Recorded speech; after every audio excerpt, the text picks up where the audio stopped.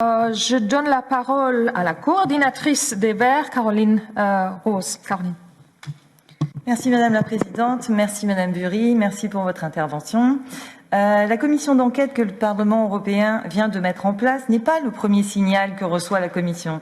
Le rapport de mise en œuvre voté par ce Parlement européen en février 2019, les rapports de la Cour des comptes européenne, les nombreux courriers des ONG de défense des animaux, les audits réalisés par la Commission européenne elle-même, tous pointent dans le même sens.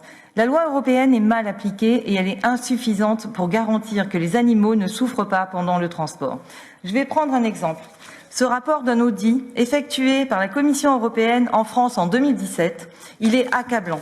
J'ai noté la conclusion générale, je cite: « Les mesures en vigueur n'offrent pas de garantie satisfaisante quant au déroulement sans heurts des exportations d'animaux vivants, ainsi qu'à la planification et au déroulement adéquat de ces voyages, conformément aux exigences en matière de bien-être des animaux, pour épargner aux animaux toute douleur, souffrance ou blessure inutile. » Le rapport de vos services fait plusieurs recommandations précises pour remédier aux problèmes soulevés.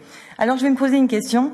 Que font la Commission européenne et la DG Santé pour s'assurer de la mise en œuvre des recommandations présentes dans ses propres audits, mais aussi pour mettre en œuvre les recommandations du Parlement européen? Ce rapport que je citais parle du transport des animaux vers des pays tiers. Il se trouve que je viens du sud de la France. Je me suis rendue cet été au port de Sète, d'où sont exportés les animaux vers des pays tiers par bateau.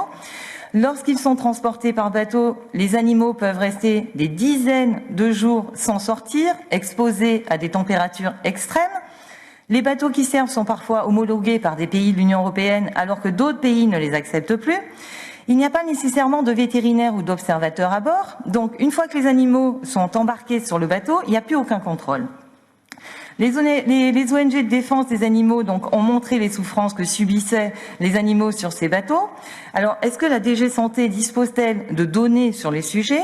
Puis tout à l'heure, dans votre intervention, vous avez dit améliorer les conditions de transport par bateau pour les exportations d'animaux. Mais doit-on continuer à autoriser les exportations d'animaux par bateau quand on sait qu'ils ont de très fortes chances d'y souffrir? Merci. Merci beaucoup, Caroline Rose.